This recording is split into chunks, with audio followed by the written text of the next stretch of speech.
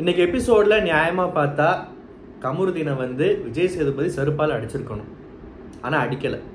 ஏன்னு கேட்டீங்கன்னா அவரே சொன்னார்ல, நீங்க வந்து நாங்க ஷோ நடத்துறோம், அந்த ஆடியன்ஸ்ல ஒரு பொண்ணு கொஸ்டின் கேட்டு சொன்னார்ல, நாங்க ஷோ நடத்துறோம், நாங்க வந்து அதை ஏன் இப்படி பண்றாங்க, ஏன் இவன் பைத்தியமா இருக்கான், ஏன் இவன் சைக்கோவா இருக்கான், ஏன் இவ்வளவு கேவலமானவனா மட்டமான பிறவியா இருக்கான், இவன்லாம் மனுஷனா அப்படின்னு நாங்கள் யோசிச்சு தான் பார்க்க முடியுமே தவிர ஆடியன்ஸ் மாதிரி கோவத்தை காட்ட முடியாது, எமோஷன்ஸை காட்ட முடியாது அப்படின்னு சொன்னார்.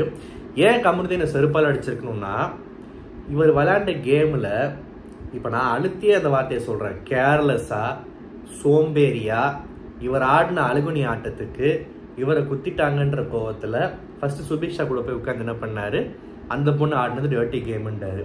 சரி ஓகே, டர்ட்டி நீ விளையாடுறது ஒரு கேவலமான கேமு, உள்ளே வந்ததுலேருந்தே சரி, அந்த பொண்ணு டர்ட்டி கேமுன்னு சொன்னதே பெரிய தப்பு. அதை விட பெரிய தப்பு வந்து நீ எங்கேருந்து வந்திருக்கன்னு இதை காட்டுது. அதாவது எங்கேருந்து வந்திருக்கன்னு இந்த கேம் காட்டுதான். சுபிக்ஷா ஆடின விதம் வந்து அவங்க எங்கேருந்து வந்திருக்காங்கன்னு காட்டுதான். சுபிக்ஷா எங்கேருந்து வந்திருக்காங்க எல்லாருக்குமே தெரியும். அந்த கண்டஸ்டன்டோட ஸ்பெஷாலிட்டி வந்து ஃபிஷர்மேன் கம்யூனிட்டி, மீனவர் சமுதாயத்துலேருந்து வந்த பொண்ணு அப்படின்னு சொல்லிட்டு. அந்த பொண்ணு வந்து நிறையா ஏதோ சாதனை பண்ணியிருக்கு, நல்ல ஒரு பாசிட்டிவான விஷயத்துக்கு புகழ் கிடச்சி தன்னோட அந்த டிக்கெட்டை எந்த ஒரு மீடியா இன்ஃப்ளூயன்ஸோ இல்லாட்டி இன்னார் பொண்ணு இவனோட ஃப்ரெண்டு இல்லை பப்பில் அவனை பார்த்தேன் அவனை ரெக்கமெண்ட் பண்ணான், இல்லாட்டி நான் இவனோட அண்ணன் தங்கச்சின்னு எந்த ஒரு ரெக்கமெண்டேஷன் கோட்டாவும் இல்லாமல், இல்லை இன்ஸ்டாகிராமில் எல்லார் மாதிரியும் சில விஷயங்கள்லாம் பண்ணி வராமல், இந்த பொண்ணு வந்து தன்னோட ஒரு தனித்துவமான ஒரு ஒரு ஒரு ஒரு முயற்சியிலையும் அப்பா கூட தொழிலுக்கு போயிட்டு அந்த விஷயத்தை வச்சு பேரண்ட்ஸ்க்கும் உதவியாக இருந்து தனக்கும் ஒரு பேரை சம்பாதிச்சு பிக் பாஸ் வீட்டில் வந்து உட்கார்ந்துருக்கு. இப்போது இவர் கேட்குறாரு, இப்போ இந்த பொண்ணுக்கு நான் இவ்வளோ இந்த பொண்ணு எப்படி வந்துச்சுன்றது என்னோட அண்டர்ஸ்டாண்டிங்கில் நான் ஒரு எக்ஸ்ப்ளனேஷன் கொடுத்தேன். பட் கமருதீன் கேட்ட கேள்வியோட அர்த்தம் என்னன்னு தெரியுமா? ஆக்சுவலாக அவர் அந்த பொண்ணு வந்து மீனவ குடும்பத்திலேருந்து வருது, அந்த சமுதாயத்திலேருந்து வருதுன்றத அசிங்கப்படுத்துகிற மாதிரி கீழ்த்தனமாக நீ எங்கேருந்து வந்திருக்க எனக்கு தெரியாதான்ற அந்த ஒரு டோனில் அங்கேருந்து வந்ததை கொச்சப்படுத்துகிற மாதிரி இந்த கேம் கூட கம்பேர் பண்ணி விட்ட வார்த்தை தான் நீ எங்கேருந்து வந்திருக்கன்னு இதை காட்டுது, உன்னை எப்படி வளர்த்துருக்காங்கன்னு காட்டு. அதாவது வாயை விட்டான் ஃபஸ்ட்டு, நீ எங்கேருந்து வந்திருக்கன்னு இது காட்டுது அப்படின்னு சொல்லிட்டு அதை சமாளிக்கிறன்ற பேரில் இன்னும் எக்ஸ்ட்ரா சென்சிட்டிவாக இன்னொரு தப்பான வார்த்தையும் எக்ஸ்ட்ரா விடுறான். அதாவது உன்னை எப்படி வளர்த்துருக்காங்கன்னு காட்டுதுன்னு. ஏண்டா நீ கேவலமாக நீ ஒரு அழுகுனி ஆட்டம் ஆடுற, உனக்கு வந்து ஒரு கேமை வந்து ஒழுங்காக ஸ்போர்ட்டிவா ஒரு லேசினஸ் இல்லாமல் கண்ணை முழிச்சு பக்கத்தில் நின்று சபரி மாதிரியோ கனி மாதிரியோ நின்று ஆடுறதுக்கு துப்பு இல்லை. துப்பு கெட்ட ஆள் நீ வந்து ரூல்ஸ் படி பார்க்காத டைமில் குத்துன பொண்ணை போய் இவ்வளோ கேவலமாக இந்த மாதிரி கேள்வியெல்லாம் கேட்கணுமா? அதுவும் இது வந்து அந்த பொண்ணு வந்து சொல்லுது, அந்த கேர்லெஸ்ன்ற வார்த்தைக்கு அவ்வளோ கோபம். கையை இப்படி யாருமே வச்சு பேசக்கூடாதான், கையை எப்படி வச்சு பேசுனா கை இறக்கும் போது அப்படின்றது இந்த பக்கா ரவுடி பிஹேவியர்னு வாங்கல்ல, அது இந்த வீடியோலே தெரிஞ்சிருச்சு. இவங்க கொடுக்குற பில்டப் பார்த்தாலே வந்து ஆளை பார்த்தாலே வந்து ஒரு மாதிரி ஒரு திமிர் பிடிச்ச கேரக்டராக இருக்க வாய்ப்பு இருக்குன்னு சொல்லிட்டு அது வந்தல முதல் நாள் என்னைக்கு திவாகரை வந்து மனுஷனாயே மதிக்கலன்னு சொன்னி அப்பயே தெரிஞ்சிருச்சு. இப்போ நான் சொல்கிறேன், இந்த மாதிரிலாம் பேசிக்கிட்டு தெரியே, நீ எங்கேருந்து வந்திருக்குன்னு நமக்கு தெரியுதுன்னு நம்ம சொல்லாமா? இப்போ எங்கேருந்து வந்திருக்கேன்னா இந்த ஏரியாவா இந்த ஊரான்னு யாரையுமே வந்து ஊர் ஏரியா வச்செல்லாம் யாரையுமே சொல்ல முடியாது. ஒன்றை எப்படி வளர்த்துருக்காங்கன்னு இது நல்லா தெரியுது. பாவம் அப்பா வச்சு அதை சிம்பத்தி தேடினேன், அழுத ஏதோ பண்ணேன். இப்போ அழுததே உண்மையான டவுட்டாக இருக்கு. ஏன்னா தப்பு உணர்ந்துட்டேன்னு சொல்லிட்டு விஜய் சேதுபதி கிட்ட சொல்லிட்டு உண்மையாகவே தப்பு உணர்ந்துட்டேன்னு பாரதி கேட்குறப்போ 32 பல்ல காட்டுற, அப்போ உன்னை வந்து இனிமேல் எப்படி நம்ப முடியும்? அப்போ நீ எவ்வளோ பெரிய கேவலமான கேரக்டராக இருப்ப. ஸோ நீ நடந்துக்கிற விதம், நீ பேசுகிற விதம், ஏற்கனவே வந்து உன் மேலே வெளியே வந்து இன்ஸ்டாகிராம்லாம் காரி துப்புறாங்க, சோஷியல் மீடியா கமெண்ட்ஸ்லாம் பார்த்தா. இன்னைக்கு அந்த பொண்ணை போய் வந்து இந்த மாதிரி கேள்வியெல்லாம் கேட்ட இதை எப்படி கவனிக்காம விட்டாங்கன்னு தெரில. நாளைக்கு எபிசோட் இந்த கேள்வி கேட்பாங்களான்னு தெரில. இல்லாட்டி பிக் பாஸ் டீம் வந்து ஏற்கனவே பல பிரச்சனைகளை சந்திச்சுட்டு இருக்கு. இதில் இந்த மீனவ சமுதாயத்தை இது பண்ணுற மாதிரி வந்து நீ எங்கேருந்து வந்திருக்குன்னு தெரியுதுன்னு ஒரு பொண்ணு இப்படி கேள்வி கேட்குறாருன்னா இதை வந்து வெளியே ட்விஸ்டெல்லாம் இல்லை, அப்பட்டமாக தெரியுது. இதை ப்ரொஜெக்ட் பண்ணி இதை இன்னும் பெருசாக்கி பிக் பாஸ் தடை செய்யணும் பேசுறதுக்கு வெளியே வேற ஒரு குரூப் ரெடியாக உட்காந்துருக்கு. அதனால வந்து இதை ஹைலைட் பண்ணாமல் மறைக்கணும்னு நினைக்கிறாங்களான்னு தெரில. பட் மறைக்கணும்னு நினைக்கிறவங்க ஷோவில் அதை காமிச்சிருக்க மாட்டாங்க. ஸோ எப்பயுமே விஜய் சேது விஜய் டிவிக்கு அந்த ஒரு சில விஷயங்கள் அந்த நேர்மையின் அந்த ஒரு ப்ளஸ் பாயிண்ட்டை வந்து அந்த கிரெடிட்டை எப்பயுமே கண்டிப்பாக கொடுக்கலாம். ஆனால் இது விஜய் சேதுபதி ஒரு ஹோஸ்ட்டாக கேட்கணுமே. இதுக்கு முன்னாடி எவ்வளோ பிரச்சனைகள் வந்திருக்கு. வட சென்னையிலேருந்து வந்தால் இந்த ஸ்லாங் தான் பேசுவாங்க, இப்படி தான் இருப்பாங்கன்றதுக்கெல்லாம் பஞ்சாயத்து பண்ணியிருக்காங்க. அப்போ இதையுமே கண்டிப்பாக எடுத்து பேசணும். பேசுவாங்களான்றதை பொறுத்திருந்து பார்ப்போம். அண்ட் நெக்ஸ்ட்டு இவர் கிரைம் ரேட் கூட்டிகிட்டே இருக்குது. எப்படி வளர்த்துருக்கு இது வந்து அவங்க பேரண்ட்ஸை அசிங்கப்படுத்துகிற மாதிரி, அந்த பொண்ணோட கம்யூனிட்டி அசிங்கப்படுத்துகிற மாதிரி. அந்த பொண்ணு உண்மையாகவே ஏதாவது தப்பு பண்ணியிருந்தா கூட அந்த பொண்ணு பண்ண தப்புக்கு கோவத்தில் வாய் விட்டான், ஆனாலுமே இவன் விட்டது தப்பு, இந்த மாதிரி அந்த பொண்ணை கேட்கணுன்ற அவசியம் இல்லை அப்படின்னு தான் எல்லாருமே சொல்லியிருப்பாங்க. ஆனால் அந்த பொண்ணு ரூல்ஸ் படி கரெக்டாக பக்காவாக விளாண்டுருக்கு. உனக்கு ஜெயிக்கிறதுக்கும் உனக்கு உன்னோட இதை பாதுகாக்கிறதுக்கும் துப்பு இல்லை. துப்பு கேட்ட ஆளு நீ வந்து கோவப்பட்டு இந்த மாதிரி கேட்குற பார்த்தியா? அப்போ நீ வந்து உன்னெல்லாம் வந்து நீ எல்லாம் உள்ளே இருக்கணும், நீ எல்லாம் ரொம்ப நாளைக்கு இருக்கணும், பல பேர் வாயில் விழுகணும், அசிங்கப்பட்டு வெளியே வரணும், கொஞ்ச நாளைக்கு வந்து கொஞ்சம் அடங்கி இருக்கணும். இல்லாட்டி உள்ளே வந்து முயற்சி பண்ணி வாய்ப்பு கிடைச்சா இந்த பேரை திருத்திட்டு வெளியே வரணும்.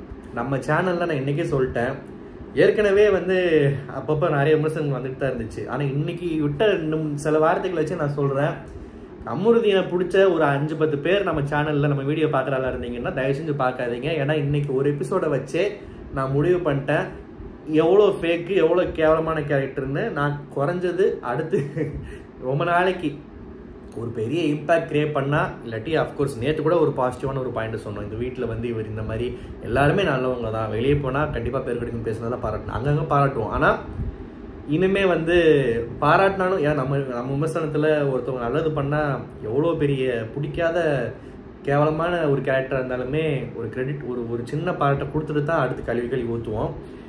ஆனால் இன்னைக்கு வந்து எனக்கு சுத்தமாக இன்னும் இந்த கமருதீன்றவன் ஒரு பைத்தியமாக கூட இருக்க வாய்ப்பு இருக்குது. பார்வதி கொஞ்சம் கிளாரிட்டி கொடுத்தா லைட்டாக திருந்தி பொலிட்டிக்கலி கரெக்டாக சில வார்த்தைகள்லாம் விடக்கூடாது, சில பிஹேவியர்லாம் தப்புன்றதை புரிஞ்சு ஆடுவான் அப்படின்ட்டு இருந்த கொஞ்சம் இருந்த நம்பிக்கை இப்போ சுத்தமாக இல்லை. இந்த பார்வதி என்ன இவனை திருத்துறது, பார்வதி ரொம்ப ஒழுங்கான்னு கேட்டிங்கன்னா இன்றைக்கி பார்வதிக்கும் ஸ்பெஷல் ஐட்டம் இருக்குது வரேன் நான். ஏன்னா நம்ம சேனலில் பார்வதிக்கு ரொம்ப சப்போர்ட் பண்ணுறீங்க ப்ரோலாம் நிறைய பேர் பேசிட்டு இருந்தீங்கல்ல. உண்மையாகவே பார்வதி ஒரு வாரம் 1.5 வாரம் நல்லா தான் ஸ்டார்ட் பண்ணுச்சு. ஆனால் இன்னைக்கு எனத்தோட தான் சேருன்றதை பார்வதி ப்ரூவ் பண்ணிடுச்சு.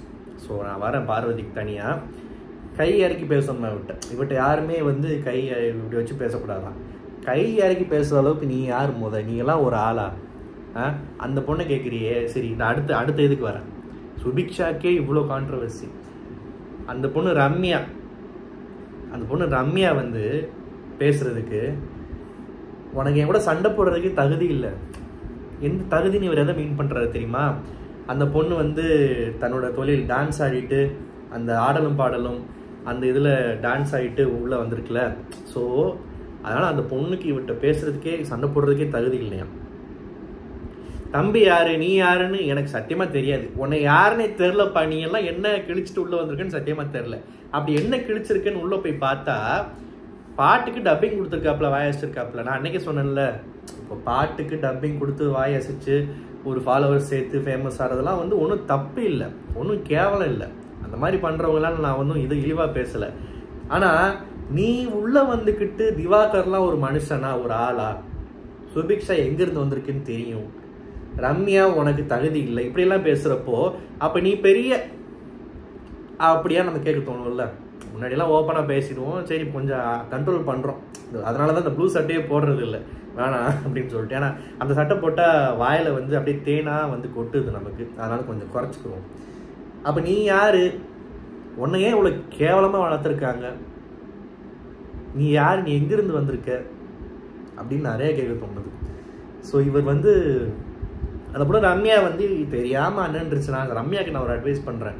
ஏமா உனக்கு ஊரில் வேற அண்ணனே கிடைக்கலையா? இப்படி ஒரு மட்டமான கேவலமான டர்ட்டி கேம் ஆடுற அழுக நீ துப்பு கேட்ட அண்ணன் உனக்கு தேவையா?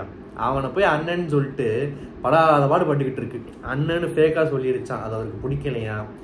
அதாவது சொல்லிட்டு, அதாவது இவர் அண்ணன் சொன்னால் இவர் என்ன பண்ணணும்? பிக் பாஸ் வீட்டில் ஒரு பொண்ணு ஒருத்தனை அண்ணன் சொல்லுதுன்னா ஒரு வயசுக்கு மரியாதை கொடுத்து சொல்லுன்னு தான் அர்த்தம். இல்லாட்டி சக போட்டியாளர் வீட்டில் இருக்காரு, ஒரு அண்ணன் ஸ்தானத்தில் பார்க்குதுன்னு அர்த்தம். இவர் அண்ணன் சொன்னால் இவரை குத்தக்கூடாதான், இவருக்கு அகென்ஸ்டாக பேசக்கூடாதான். அவங்கெல்லாம் ஓட்டு வாங்கிட்டு வந்திருக்காங்களாம், இவர் உழைச்சி முன்னுக்கு வந்திருக்காராம், அந்த கேமில் ஜெயிச்சு உள்ளே வந்திருக்காராம். கிழிச்ச நீ பிச்சை போட்டு உள்ளே வந்திருக்க. கனியோட ஸ்ட்ராட்டஜி படி அவங்கெல்லாம் டீமாக பேசி வச்சு பண்ணதில் அவங்க போட்ட பிச்சையில் கடைசி 3 பேர், அதை மற்றவங்க துஷாரோ சபரியோ பேசலை. ஸோ அதனால் அவங்க நம்ம குறை சொல்ல முடியாது. பிச்சை வாங்கி உள்ளே வந்து இந்த கேமை ஜெயிச்சிருக்க, உன் சொந்த உழைப்பில் ஜெயிச்சிருக்க, உனக்கு வெக்கமா இல்லை இந்த வெற்றியை சொல்லி காட்டுறதுக்கு? ஸோ இவர் வந்து இவ்வளோ பேசுகிறாரு, அந்த பொண்ணுக்கு தகுதி இல்லைன்றாரு. அடுத்து ஆதிரை, இவரோட டார்கெட்ஸ்லாம் பாருங்களேன். திவாகர், ஆதிரை, அப்புறம் வந்து ரம்யா, சுபிக்ஷா. அந்த பக்கம் யாரெல்லாம் கொஞ்சம் ஸ்ட்ரென்த்தாக இருக்காங்களோ இன்ஃப்ளூயன்ஸ் பண்ணி ஓட்டெல்லாம் வாங்கிக்கலாம், நாமினேட்லாம் பண்ணாமல் வெளியே எஸ்கேப் ஆகிக்கலாமா கூட்டம் சேர்ந்துட்டு இன்னைக்கு வந்து பார்வதி பேச்சை கேட்டு தன்னோட மூளைன்னு ஒன்று இல்லாமல் அது இருந்தால் தானே அது கீழே எங்கேயோ வேற எங்கேயோ இருக்காங்க என்னன்னு தெரில. அதனால் அவங்களையும் பகைச்சிக்கிட்டாரு. இன்னைக்கு சொந்தமாக ஜெயிச்சு வந்தேன், இவங்க தான் மாஸ்டர் மைண்டு, நான் பெரிய இந்த மைண்டு அந்த மைண்டுன்னு சொல்லிட்டு. ஸோ ஆதிரை கிட்ட போயிட்டு பெரிய ஹீரோயின், பெரிய நயன்தாரா, இவர் யாரு? இவர் தானே ஹீரோன்னு நினச்சிக்கிட்டு இருக்காரு உள்ள. இந்த சாமியார் அன்னைக்கு சொல்லி விட்டுருச்சு, அது பாட்டுக்கு ஹீரோ மெட்டீரியல் அது சொல்லிச்சு. உடனே சாமியாருக்கு போய் முத்தம் கொடுக்காத குறை தான். இந்த மூஞ்சி ஹீரோன்னு நினச்சிக்கிட்டு உள்ளே உட்காந்துருக்கு. நீ வில்லனுக்கே நியாயம் இல்லை. நீ போன உடனே உள்ளே போனோடனே யாரெல்லாம் ஈஸி டார்கெட்டு, யாரெல்லாம் எங்கேருந்து வந்திருக்காங்க, யாரெல்லாம் மோப்பம் முடிக்கலாம், என்ன பண்ணிட்டு வந்தாங்க, அவங்கெல்லாம் போட்டு அட்டாக் பண்ணலான்னு அகெயின்ஸ்டாக பேசிக்கிட்டு இருக்கியே, உனக்கு வெக்கமா இல்லை? நீ என்ன ஹீரோ மெட்டீரியலாக என்ன? நீ வெளியே உட்காந்து திரும்ப பாட்டுக்கு டப்பிங் கொடுத்தியா, வாயாச்சியா, போயிட்டியா, ஏதோ சீரியல் நடிச்சிருக்கானா? அப்பா சீரியல் ஆக்டரா? இது சீரியல் தெரில, சீரியல் நடிச்சு, ஆமாம் ஏதோ போட்டிருக்காப்புல, இது அவரோட பயோட இந்த சீரியலோட இதுன்னு சொல்லிட்டு. ஸோ அதான் இந்த என்ன சொல்கிறது, அந்த தப்பை உணர்ந்து கேட்குறது வேற. அப்படி பார்த்தா பிக் பாஸில் எல்லாருமே உணர்ந்தா சாரி கேட்குறாங்களா கேட்கலாம், அப்படிலாம் கிடையாது. பட் ஓப்பனாக சிரிக்கிற பற்றியா, உன்னோட சிரிப்பையும் உன் தாடியவும் உன் கலரையும் பார்த்து உனக்கு 7 மார்க்கு 7.5 மார்க்கு 9 மார்க் போடுறதுக்கு பார்வதி ஒரு ஆள் உள்ளே இருக்குது. ஆனால் மற்றவங்களாம் காரி துப்பிட்டு போயிட்டே இருப்பாங்க.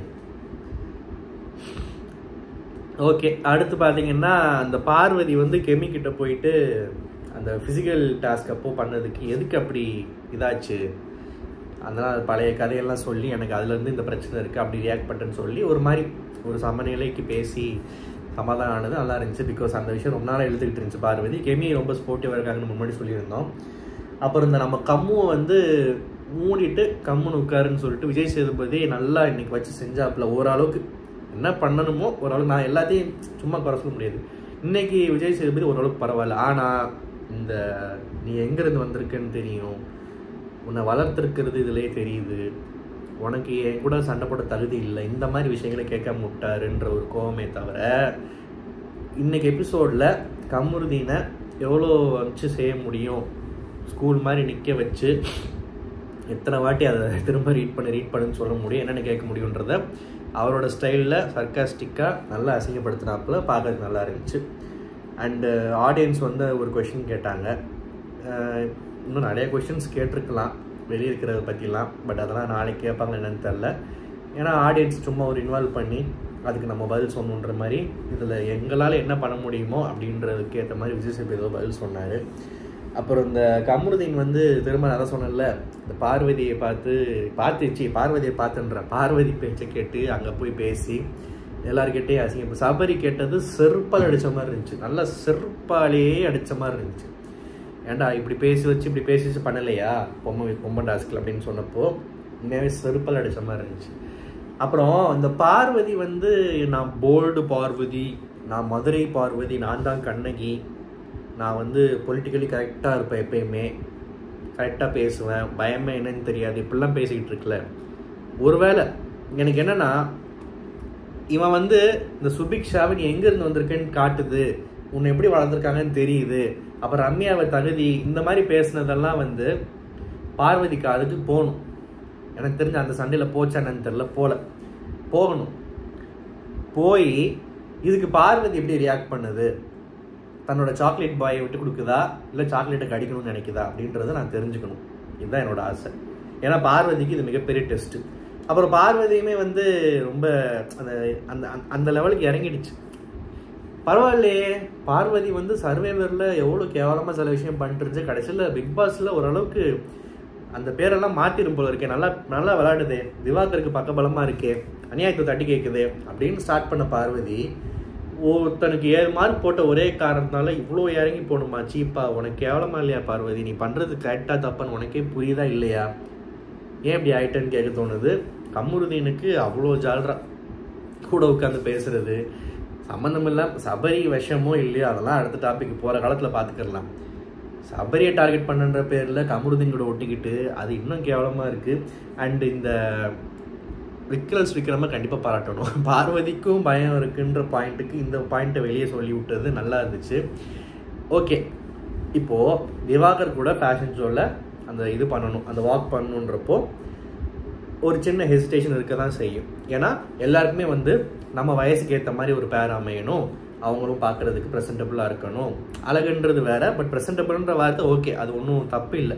இருக்கணும், நான் சேர்ந்து நடக்கணும், ஸ்கோர் பண்ணணும்னு நினைக்கிறதுல தப்பு இல்லை. ஒரு பொண்ணாக அந்த இடத்துல அந்த பொண்ணு யோசிக்கிறதெல்லாம் வந்து அது எப்படி நீ சொல்லலான்னு சொல்ல. ஆனால் தன்னை போல்டாவோ மதுரக்காரியாவோ அப்படி இப்படின்னு சொல்லிட்டு காமிச்சிக்கிற பொண்ணு யார் கூட வேணால் நடக்கலாம். திவாகர் கூட நடந்தாலும் தப்பு இல்லை. அது விக்ரம் பாயிண்ட் அதுதான். ஸோ விக்ரம் நான் தப்பு சொல்ல மாட்டேன்.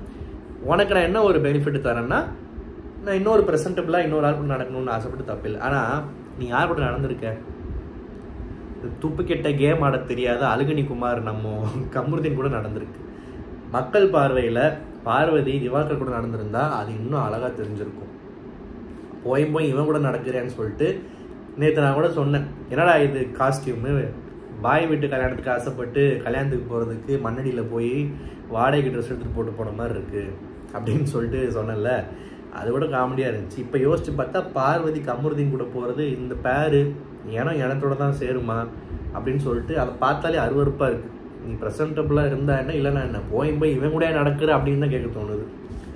இந்த ரம்யா வந்து நல்லா என்ன சொல்கிறது, நெக்ஸ்ட் டைம் வந்து உன் அண்ணன் சொன்னதுக்கு என்ன செருப்பால் அடிச்சுக்கணும் அப்படின்லாம் சொல்லக்கூடாது. உன்னை அண்ணன் சொல்லிட்டு நீ இவ்வளோ பேசுகிற அவனை உன்னை தாண்டா செருப்பால் அடிக்கணும்னு சொல்லிட்டு செருப்பாலே அடிக்கணும் கேட்டால் வாயிலையாச்சும் அட்லீஸ்ட் சொல்லணும். இந்த மாதிரி ஆட்கள்லாம் வந்து திரும்ப அப்பப்போ கொடுத்துடணும். சில பேர் ரொம்ப டீசெண்டாக ஒதுங்கி போகிறாங்க, சில பேர் வேடிக்கை பார்க்குறாங்க, சில பேர் வந்து இது எப்படி வெளியே போகும் என்னன்னு தெரியலையே அப்படின்னு யோசிக்கிறாங்க. என்னை கேட்டால் இன்றைக்கி நம்ம கமருதீன் பண்ண விஷயத்தெல்லாம் வந்து உண்மையாக ரொம்ப சென்சிட்டிவான விஷயங்கள், விட்ட வார்த்தைகள், பேசுனதெல்லாம் அவ்வளோ பெரிய இடத்துல உட்காந்துட்டு அண்டு மனசில் தன்னை என்ன நினச்சிக்கிட்டு இருக்காருன்னு தெரில. அந்த கான்ஃபிடென்ஸ்ன்றேன், அந்த ஓவர் கான்ஃபிடென்ஸை வந்து யாராவது வந்து உடைக்கணும்னு சொல்கிறதெல்லாம் உனக்கு ஒர்த்து இல்லை. உன்னோட ஓவர் கான்ஃபிடென்ஸை உடைக்கணும்னு சொல்கிற அளவுக்கு நீ ஒர்த்து இல்லை. திரும்ப அதை தக் லைஃப் டயலாக்கி கொண்டு வரேன். நாசர் சொன்னார்ல, தடப்படலாம் வச்சிருவான், ஆனால் ஓரத்தில் சரி சொல்லுவான், ஓரத்தில் இந்த பீயை தொட்டு வச்சு விட்ருவான், தடவி விட்டுருவான்னு. அந்த மாதிரி உன்னோட ஓவர் கான்ஃபிடென்ஸில் யாராவது அந்த பீயை லைட்டை தடவி விட்டாதான் நீ யார், என்ன வெளியே என்ன பேர் வாங்கிட்டு இருக்க, நீ பேசுகிற வார்த்தைகளில் எவ்வளோ திமிர் இருக்குது, எவ்வளோ ஆணவம் இருக்குது அண்ட் எவ்வளோ தப்பு இருக்குன்றது உனக்கே புரியும். ஸோ சீக்கிரம் யாராவது பீயை தடவி விடுங்க. அப்போ தான் கமருதீனுக்கு புரிய வரும். கமருதீனெல்லாம் வந்து சிம்பிளாக சொல்லணுன்னா, நீ எல்லாம் ஒரு ஆளாடா அந்த பொண்ணை போய் கேட்குற அப்படின்னு தான் சொல்லணும். நான்லாம் ஒரு ஆள் நினச்சிங்கன்னா சப்ஸ்கிரைப் பண்ணுங்கள். நன்றி, வணக்கம்.